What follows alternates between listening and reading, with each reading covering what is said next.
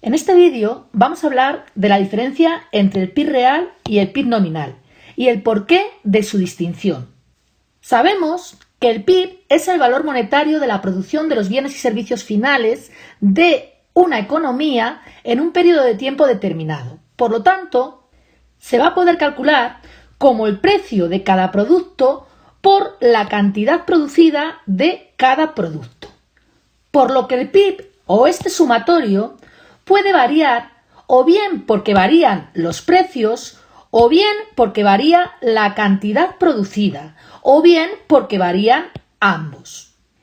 Ahora bien, el PIB es un indicador de la producción, por lo que si medimos la evolución del PIB por medio de su variación, se debería de reflejar los aumentos o disminuciones de la cantidad producida, no las variaciones de los precios.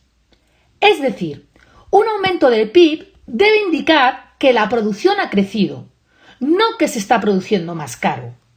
Pero en esta fórmula, si solo aumentan los precios y la cantidad no varía, nos daría un PIB mayor, pero sin embargo la producción no ha cambiado. Lo que ha cambiado son los precios y por lo tanto las empresas del país estudiado están produciendo lo mismo, pero a un precio mayor. ¿Qué podemos hacer para resolver el problema y realmente que la evolución del PIB refleje el aumento o la disminución de la producción? Pues lo que hay que hacer es aislar el efecto de los precios, es decir, aislar los precios. Y se va a conseguir considerando los precios constantes a un periodo de referencia, es decir, que los precios se van a fijar. Así podremos diferenciar entre el PIB real, que considera los precios constantes, y el PIB nominal, que considera los precios corrientes. Y al calcular la evolución del PIB, se hará a precios constantes, es decir, con el PIB real.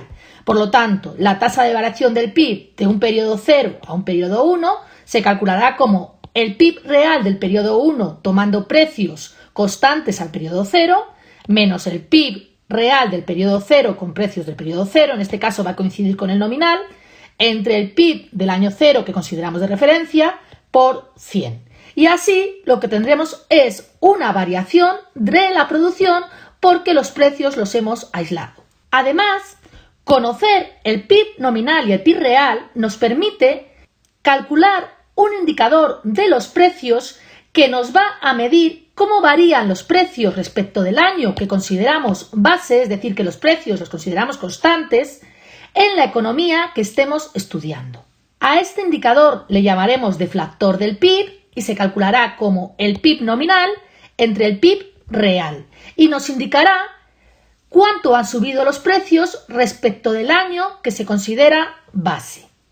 Para terminar, vamos a ver un ejemplo con todo lo estudiado en el vídeo. El problema nos dice: dada la siguiente tabla de una economía que produce 3 bienes, tenemos bienes tecnológicos, tenemos muebles y tenemos alimentos.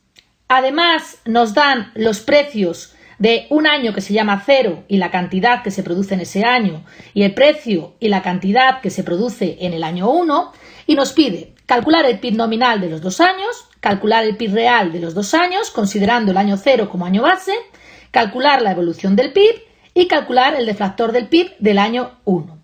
Por lo tanto, vamos a empezar con el apartado A. En el apartado A se nos pide el PIB nominal de los 2 años, es decir, que calculemos el PIB con precios corrientes, es decir, con los precios de cada año. Por lo tanto, vamos a tener que el PIB del año 0 se va a calcular como el precio del año 0 por la cantidad en cada uno de los bienes. De bienes tecnológicos, el precio es 1000 y la cantidad es 1000, por lo cual se va a producir 1000 por 1000 unidades monetarias de bienes tecnológicos.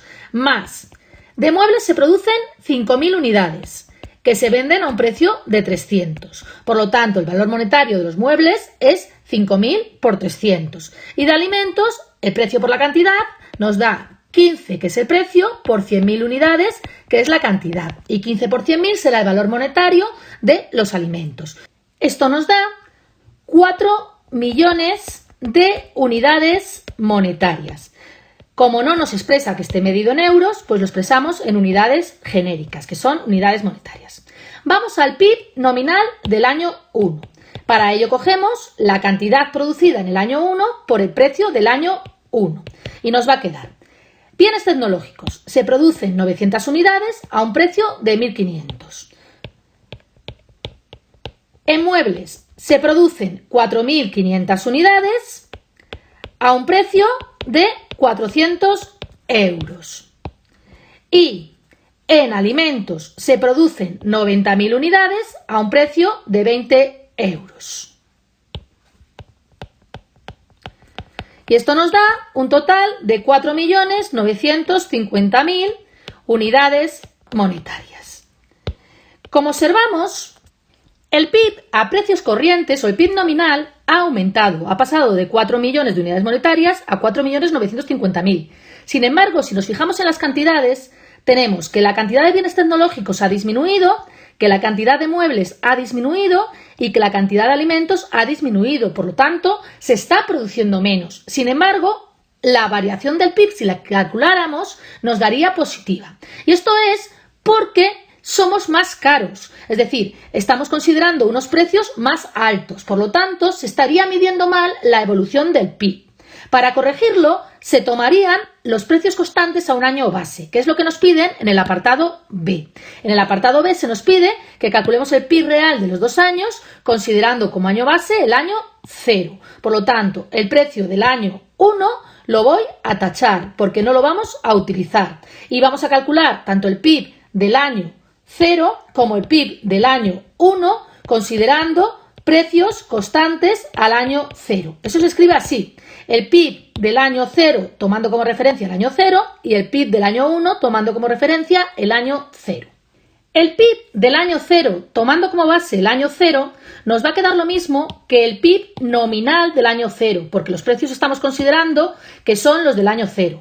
Por lo tanto, si lo calculáramos, nos quedaría 1.000 por 1.000 más 5.000 unidades del año 0 por el precio del año 0, que es 300, más 100.000 unidades de alimentos por su precio, que es 15, que nos va a quedar 4 millones de unidades monetarias. Sin embargo, si calculamos el PIB del año 1 tomando como base el año 0, sí que nos va a cambiar. Tendremos que la cantidad que se produce en el año 1 de bienes tecnológicos son 900, con el precio del año 0 es 900 por 1.000, más la cantidad que se producen de muebles son 4.500 multiplicado por el precio del año 0 es por 300, más la cantidad de alimentos que se producen son 90.000 por el precio del año 0, que es 15. Y esto nos da 3.600.000 unidades monetarias. Por lo tanto, como vemos, en este caso, sí la producción ha disminuido. Y si calculáramos la tasa de variación del PIB, sí tendríamos una disminución de la producción, que es lo que ha ocurrido en la realidad. Vamos a hacer esa tasa de variación en el apartado C. El apartado C nos pide la evolución del PIB. No nos dice que si es a PIB nominal o PIB real, pero como nosotros sabemos, para calcular la evolución del PIB lo correcto es aislar el efecto de los precios. Por lo tanto, nos está pidiendo la tasa de variación del PIB real, que nos da la tasa de variación del PIB real del año 0 al año 1, nos va a quedar el PIB del año 1, que es 3.600.000, menos el PIB del año 0, que es 4 millones, entre el PIB del año que consideramos como base, del año 0, que es 4 millones, por 100. Y esto nos da menos 10%. Es decir, que ha habido una disminución de la producción del 10%. Y por último, en el apartado D, se nos pide que calculemos el deflactor del PIB del año 1. El deflactor del PIB se calcula como el PIB nominal entre el PIB real y nos da un indicador de lo que han subido los precios respecto del año que consideramos de referencia, es decir, respecto del año 0. El PIB nominal es 4.950.000 unidades monetarias y el PIB real del año 1 es 3.600.000 unidades monetarias, por lo que la división nos va a quedar 1,375. ¿Qué quiere esto decir? El 1 son los precios del año 0 Es decir, el índice 1 es el año que se considera como base. Si está por encima del 0 quiere decir que los precios han subido, si está por debajo del 0 quiere decir que los precios han disminuido. En este caso los precios han subido y si lo multiplicáramos por 100 habrán subido un 37,5% respecto del año que se considera como base, es decir, respecto del año 0. Y con este ejemplo hemos acabado el vídeo.